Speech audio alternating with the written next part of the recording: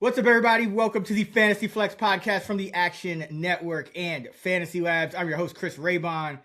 NFL Week 15 is here. It's the opening week of the playoffs for some people, last week of the regular season for others. As always, I'll be joined by one of the most accurate fantasy football rankers in the game, Sean Koerner, the odds maker, in just a moment. Quick reminder, all of our fantasy football content is available right now over on fantasylabs.com. Fantasy Labs NFL includes in-season rankings, waiver wire, DFS tips, and much more. Please use code FLEX20 for $20 off if you're thinking of signing up. That's FLEX20 for $20 off. Just go to fantasylabs.com/flex. Koerner, what's up? How's it going? I do want to ask you off top before we get into the waivers at each position. Just, it's the last week of the regular season for some. It's, opening week of the playoffs. There's kind of the sentiment, start the guys who got you there. But there's been a lot of upheaval, too, in these last couple of weeks. A lot of guys like Lamar Jackson, Jalen Hurts, just underperforming expectations. So, what are your thoughts just on that kind of sentiment? How do you go about, you're kind of making your starting lineups at this crucial time of year? Yeah, that's a great question. I wouldn't necessarily have some hard, fast rule like, start the guys that got you there. And you're starting, Bo Nix, who's my quarterback 20, against the Packers. But it could be within reason, just because, we have a guy projected for like 0.3 points more than the guy that got you there doesn't mean that you necessarily have to go with the guy with the higher projection. You kind of just have to take it in context. Like if you're a big favorite, you probably want to play a little bit safer. Maybe go with the guys with the higher floor, right? Because you probably have the better team. You just need to not make a dumb mistake and lose. Whereas if you're an underdog and you need to be a little bit more aggressive, maybe do go for the guys with the higher ceiling with the wider range of outcomes. So I think it just depends on the situation. Don't overthink it too much. But, you kind of manage your way to get to this point. You just got to trust your gut. And hopefully, throughout the week, we can help you make those decisions. Yeah, I definitely don't think you want to overreact. I think that's the big thing, but I wouldn't be scared to kind of go away from guys, depending on their projections, just because things kind of change late in the year. We've seen this, it's a different NFL than I think it has been. And that's something too. Like, I think I saw a stat that Jordan Love and I think it was Sam Darnold are the only two quarterbacks with multiple touchdown passes of 40 plus air yards. Like, it's just like a different league now in terms of how teams are scoring, where you get the ball. You're almost always in field goal range.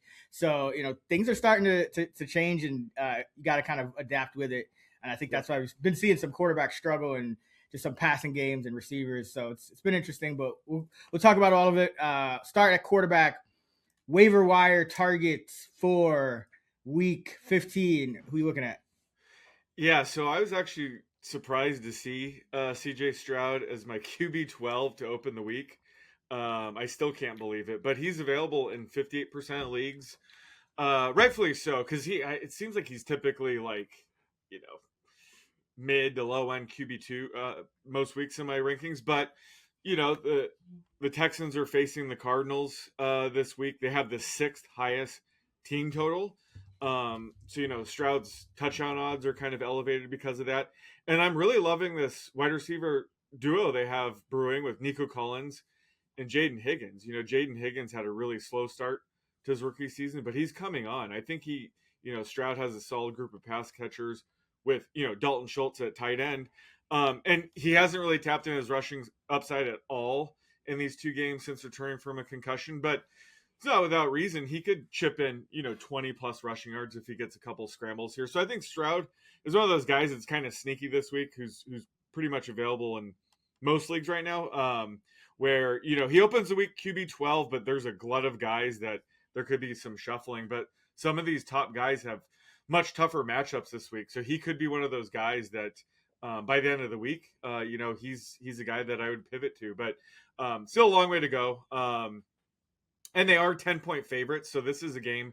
It could be more of a run-heavy game script, but my model likes CJ Stroud to open the week, so he's just inside my top 12. And you like Stroud more, just to be clear, like more than Brissett, who's in the same game, who people probably have been riding, but it's like a really Ooh, tough matchup, right? yeah. Just because I really do respect this Texans defense. But Brissett is going to be slinging it around, so he still has a high ceiling. But yeah, I think head to head, I would prefer Stroud because again, we're dealing with season long fantasy is head to head matchup. So I typically prefer the higher floor, and I think this week it'd be CJ Stroud. But yeah, this is like the one spot I think Brissett the matchup would kind of shy me away from him. Yeah, we saw Mahomes just got nothing Oh, going. yeah. And then it was still outdone by Jalen Hurts in terms of poverty. So the two Super Bowl No quarterbacks, kidding. not a great week, but No. I'm going with I would like Marcus Mariota. Looks like he's gonna be back under center for the Commanders. Jaden Daniels got knocked out of yet another game. Mariota's still available in over 90% of leagues, so I think he is the ad right now for me. He would be my quarterback 13 if he suits up. So I think he's worth kind of having on your bench, even if you're not exactly sure what's going on, what's going to happen. As you mentioned, a lot of upheaval, but Mariota's been playing well in place of Daniels, probably playing better than Daniels these past few games, or at least the second half of the season. Yeah. Put up 294 and 2 touchdowns against the Broncos in that overtime loss. Usually going to get you 30 plus yards on the ground as well. So Marcus Mariota, I think, is the top priority ad for me. It looks like it's not 100%, but it looks like he's going to make the start. I don't see why they would keep throwing Jaden Daniels out there at this point. The season is lost, or maybe it's not if the Eagles lose every game, but it seems like it's lost for the Commanders. So Mariota amongst, like you said, a glut of guys, I think he stands out. Isn't it Mariota or whatever Collinsworth was saying? Yeah, I don't listen to Collinsworth.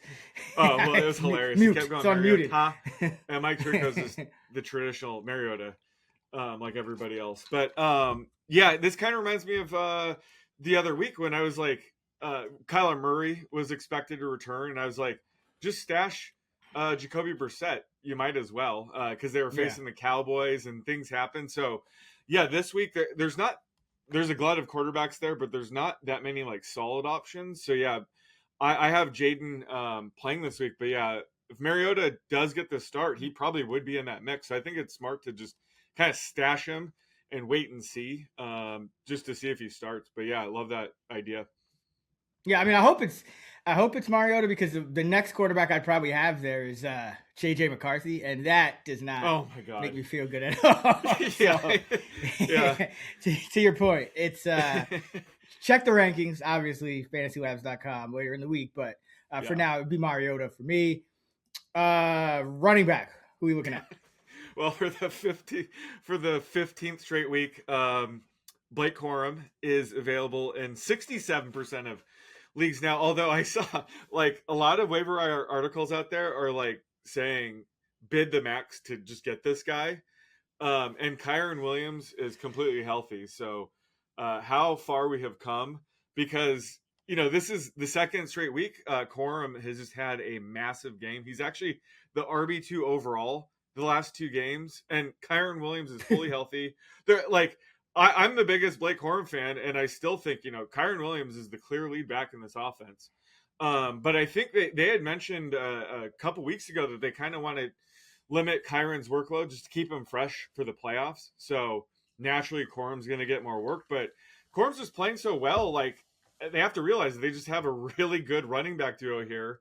So I think it'll continue this week, even in a tougher matchup against the Lions, where he could offer RB3 flex value this week. And then if Kyron were to miss a game at some point in his career, or when Corum's in the league over these final couple weeks, where would you have him? I would have Corum probably in my top 5. So that upside alone, he should be rostered. But the fact that he's like going off right now, and you could probably play him as a RB3 flex right now, means he is a must add. Hopefully you don't have to bid your entire budget. You should probably just already have him on your bench if you've been listening to this pod all season. But gotta shout him out because there's a lot of people calling for you to spend your entire load on him. But the guy I think is a sneaky stash right now is Jalen Wright because Devon Achane suffered that rib injury last week. I guess he like fell on the ball or something, but he's up in the air this week, and they're already saying it's going to limit his practice time no matter what. And it was actually Wright was the clear lead back when Achane went down last week, and Ollie Gordon's kind of just going to be that short yardage goal line option. But Wright could be a high end RB3 flex option if Achane is out this week. So it's one of those calls where you got to be careful. You don't want to bid too much because Achane could play, and you can't play Wright in that situation. But if Achane is held out, you might be able to get Wright pretty cheap before that news breaks. So he'd be a guy I'd probably bid a few dollars on just to see, depending on your situation. But Jalen Wright could be a waiver wire gem this week as well. Yeah, and going back to Corum, I think it's misguided to say bid like your whole budget on him because the thing about this week's matchup in particular is it's the Detroit Lions. Like that's a team that on paper at least could give the Rams one of their toughest game scripts of the year. And then, we're looking at a game last week where Corum got 12 or so carries. It was 45-17. They were up like 35 points at one point in that game. So this week they might never even have a lead. In that case, it's, I would think it's more like 65-45, 65-35, something like that. So it's a pretty dangerous thing to say bid your whole budget. You're just looking for kind of a normal Rams game script where they still lead for more than they trail, essentially, and that should get Corum up to about 40% of the carries or so. But there's a chance that Detroit, desperate, is just a better team in that game and ends up, Corum gets like 5 or 6 carries. So I would not bid my whole budget on him, but he's definitely like a top 36 option. Yeah, and they play at Seattle next week, so it's almost like 2 weeks in a row where Corum could be limited. And I say that as a big Corum fan, and that's why I'm saying you would probably only want to bid your entire budget if Kyren were to miss time, and we're at the point in the season where that kind of upside is gone. At most Kyren can miss 2 games at this point. The rest of the season, the odds of that happening are extremely low. So, what are you bidding your entire budget on? But we are at the point in the season, what are you saving your budget for? So it just really depends on your situation. But I don't think he's a bid your entire budget player with Kyren healthy. And like you said, this is a tougher matchup. But hopefully you guys already have him on your bench or in your lineup by now. Yeah, or like Algier doesn't have as good of a matchup, although the Bucs' run defense has gone down the drain. So maybe it is a good matchup. But the guy I've been talking about him a lot too in this pod. I feel like lately, Chris Rodriguez Jr. You have too. He is inside my top 30 this week, going up against the Giants, and tough game script for him. They only ran 52 snaps against the Vikings, shutout. That's not going to be good for an early down kind of back who needs touchdowns. And this matchup, it should be a lot better for him. This Giants defense run against the run is the worst in the league. And Rodriguez is still operating as that number 1 back over Bill. And McNichols is more the passing down guy. So there's a chance Rodriguez pushes, 15, 20 carries in this game. If the game script stays close, they should be able to run more snaps. And I mean, he's had a quarterback all year that, whether it's Daniels or Mariota, that's going to run the ball. So that's not really, going to do anything to him at this point that it hasn't already. So like Rodriguez, still available in 2/3 of leagues. Wow. You can get you can get what should be a top 30 running back, no matter, what happens with some of these other guys, available in 2/3 of leagues. I think you got to do it against the league's worst run D. So he's my RB 28 right now. Wide receiver. Who are we looking at here? Talk about a glut of guys. I mean, there's I hope we don't have to be scouring the wire, but if you do, who are you looking at? Yeah, and it's not that bad of a week, honestly, wide receiver, if you do have to scour the wire, because I love your 2 guys a lot. But I'm gonna talk about 2 second-round rookies that are trending up. And first, of course, is Luther Burden III, available in 83% of leagues still. Tougher matchup this week against the Browns. I'm expecting the Bears to try to be run heavy as much as possible as favorites, but I still like Burden this week.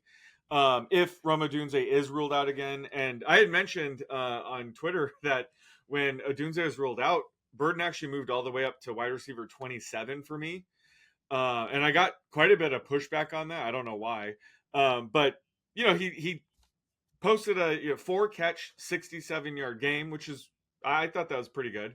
And then people were like, see, he's not that good. That was good for wide receiver 27 on the week. So we have to keep things in perspective here, right? Like, I'm not saying he's going to, outscore Puka Nacua. I'm a very reasonable person, but he is seeing enough playing time now with his, massive target rate to put up solid wide receiver 3 numbers. So even in the tougher matchup, I would have him in that, wide receiver 32 range. If Rome's out, I think he's still maybe 1 or 2 seasons away from like offering wide receiver 1 value, but I think it could be there eventually. But like I said, this is a tougher matchup. I'm expecting him to run a ton. But Burton is seeing enough usage to kind of be a steady wide receiver 3 as long as Rome's out. If Rome is playing, then you probably can't start Burton this week. And then another guy that, he's kind of in that wide receiver 4 range for me still, but I like his upside, and that's Jaden Higgins, available in 58% of leagues. Again, he just got off to a really slow start in the first half of the season, but he's been turning it up of late. He's kind of operating as the wide receiver 2 in the offense, and he now has a 30% target rate over the last 5 games. The problem is his playing time still capped in that 55 to 65% routes run range, which sucks. I mean, that's why he's kind of wide receiver 4 still, but it's not without question, right? He could end up topping 80% at some point before the end of the season. I think in that situation he would be wide receiver 3 for me with upside. So he's a guy where the only limitation with him right now is playing time, and that could easily be fixed. So he's a guy I wouldn't mind having as an emergency play this week, or potential wide receiver 3 option over these last couple weeks. But I still think Higgins, he's trending up at the right time. If you want to take a flyer on a rookie, I was pretty high on heading into the season. Yeah, I think the only reason he doesn't get more playing time is because they tend to do it by personnel group. So it's like Hutchinson. I think it's, if I'm not mistaken, he plays in a lot of the 1-2 stuff, like the 2 tight end stuff. So it's like, yeah, it's just kind of a personnel thing, like week by week. But I wouldn't be surprised if maybe they got him some more looks, because they're trying to make a playoff run. So I would think they would want him prepared for all the different personnel groupings, so they can have their top receivers out there. But that seems to be the same thing that held Burden back. I think he wasn't playing in like the as much of the 1-2 and the 2-1. I mean, the 1-1 to open the year, and then he would play in like single receiver sets and like the 4 wide stuff, and then that's why it was so important for Rome to be out, because now Burden is essentially just in every grouping, and that shoots his routes run rate way up. Yeah. Speaking of routes run rate, Jaden Reed came back, ran over half, routed over half the dropbacks. So I think he's worse than that. It seems like they're gonna kind of force feed him the ball when he's on the field. Give him some rush attempts, give him some targets. Tough matchup against Denver, so they probably will need him in this spot. So he's still available in 60% of leagues. I think you can do worse if you're, kind of in need of a wide receiver. He should just outside that wide receiver 3 range for me. It's about wide receiver 40-ish or so. And then Kayshon Boutte, available in 71% of leagues, going up against Buffalo.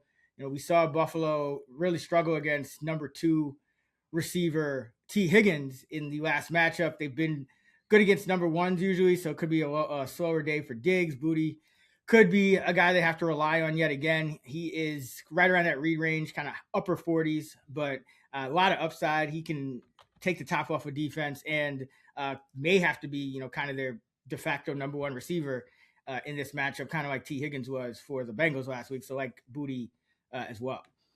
Yeah, Jaden Reed, like he returned. I guess it was only a 65% route turn rate, but isn't that like his full time role? I don't think I remember projecting him for like more than 70 ever last year. Yep. He doesn't get much playing time, but when he's out there, he gets targeted. He does a ton of damage. So yeah, I noticed that, and I think he's already inside my top 30. Even though it's a tougher matchup, but he should be avoiding Sertan anyway, right?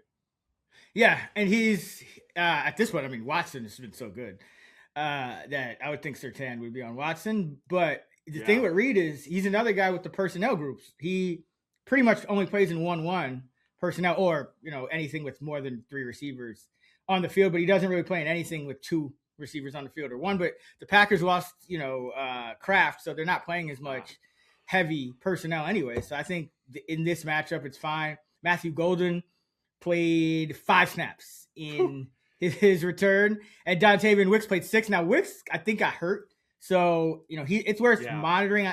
But I think at this point, Wicks would probably just slot in, behind Reed in that number 4 role, and just make Golden kind of Bo Melton, or I guess at this point. So I think Reed is safe either way, because like you said, he played his pretty much his normal complement of snaps. He's usually going to be in that 65 to 75% range regardless. Yeah, but this is the first time all year I think the entire Packers wide receiver room is healthy, right? And Bo Melton healthy. still, were. And Bo Melton still went off. Maybe the most underrated. Maybe he's like what we wanted Travis Hunter to be. Yeah, maybe Jordan Love's just really fucking good too, because he's I think he's one of those 2 quarterbacks with those air yard touchdowns. Like that means he's actually creating touchdowns. Yeah, for receivers, versus like the rest of the league is just like dink dunk, dink dunk, dink dunk. All right, tight end. Who do you like? There's a lot of options this week. It's actually a great week to need a tight end on the waiver wire, in my opinion. I'm going to go with Theo Johnson, though. Now available in 58% of leagues. I think some people weren't happy that he hasn't scored now in 4 straight games. But people, there's not many tight ends out there that you can count on a touchdown over a 4-game stretch. So I wouldn't cut him just based on that. He has 5 touchdowns on the season, so he's shown that upside so far. But he has a really solid floor where he has 3 or more catches in 7 straight games now. Again, he's been on a touchdown drought. That could change any week. But this week could be the week, he has a ceiling game against Commanders, who've struggled against tight ends. And last week, they allowed 3 touchdowns to the Vikings, 2 of them to my guy, Josh Oliver. So, if they could put up a ton of touchdowns against them, Theo Johnson seems like a good bet to score this week. So he's inside my top 10. This week, but there's a handful of guys out there that are kind of, they're inside my top 15. So great week for needing to add a tight end, in my opinion. Yeah, I'm pretty sure you called Oliver for a touchdown, right? Yep. Last week. Yeah. So is Theo Johnson kind of a sneak peek touchdown bet for our touchdown show over on the Action Network? Yeah. What's he going to be like? Plus 180 though. But depending on if I get that game, if I have the Giants, he will probably be my guy, or Devin Singletary. Right. But, yeah. Singletary's been getting all the goal line work. All right. Yeah, for me, I mean, I've been saying this guy's name on the spot all year. And if I haven't, you have, and it's Harold Fannin Jr. Yeah. He's still available. It's in 60% of weeks. So still more than half of the fantasy community does not have this guy on a roster, which is absurd because he's essentially the Browns' number 1 receiver. I know Judy had a big game last week, but Fannin, 8 catches, 114 yards and a touchdown. 2nd week in a row he's had a touchdown. He even put up numbers in the game they lost 26-8, a windy game against San Francisco. So he is locked in. He's a top 10 tight end for me going forward, and still available in 60% of leagues. So I mean, if he's out there, I think he's worth a bid at this point. Mm-hmm. If you need a tight end and you're good at other positions, I would bid a lot. I would bid most of my budget. I mean, at this point, I don't know any other guys out there really you're looking at that are essentially there could be their team's number 1 receiver to close out the year that you can kind of just get at a reasonable price. So Fannin definitely is a guy you want to be paying attention to, and he should absolutely be 100% rostered by the time we do the show next week, or I'm He just better gonna be, yeah. lose I'm my sick of bringing him mind. up. And he, like, that touchdown wasn't like, broken coverage, wide open. That was a big boy touchdown where he did like 90% of the work there and just, basically mossed the guy. Yeah, I think he's their best like receiver at getting open. Especially the way Judy's been struggling all year. So we saw it from week 1 with Fannin. It was 9 catches in week 1 for 7 catches on 9 targets. Now it came against the Bengals, so you downgrade that a little bit, but still it shows that from the opening part of the season they thought he was going to be one of their top receivers, and he's continued that pace. Defense, special teams, week 15. Who we got? I'm gonna go with the Jaguars here. Still available in 64% of leagues, which is wild. They've actually been really good, dating back to week 10. So that's 1, 2, 3, 5 weeks now. They're the number 2 defense in fantasy football, and they have a great matchup this week against the Jets. I don't know who they're going up against quarterback wise, because Tyrod's hurt, Justin Fields is hurt. Brady Cook is healthy, so it could be Brady Cook again. Either way, this is a great matchup for the Jaguars. They're widely available. I would probably bid $1 to make sure I snag them too, because they could be, a lot more of a long-term option. They face the Broncos next week. I don't know if I'd use them then, but they face the Colts. I don't know how Phillip Rivers is going to look this week, but that might be a great team to have in the finals week, depending on how that turns out. But Jaguars defense has been solid, and they have a great matchup this week. So they open the week as my number 3 defense. Yeah, Phillip Rivers is not going to look good. He didn't look good 4 years ago, I think. It was the COVID season. Which is like 6 I mean, he was okay. At this point, right? I guess he was okay, but yeah, he can't move, so he's gonna be a sitting duck. So I would think that's a good look. What's his rushing prop gonna be? Obviously, like a half yard, but like, what's the juice on the under? Like a negative half yard, you mean? Well, that would be that would imply they would have to be favored. Yeah, like he's probably not gonna get a kneel down or a scramble. So. Yeah, I guess it would have to be a half a yard, like minus 900 to the under. I thought minus 300. We'll see what happens, but could be a Z unit. Yeah.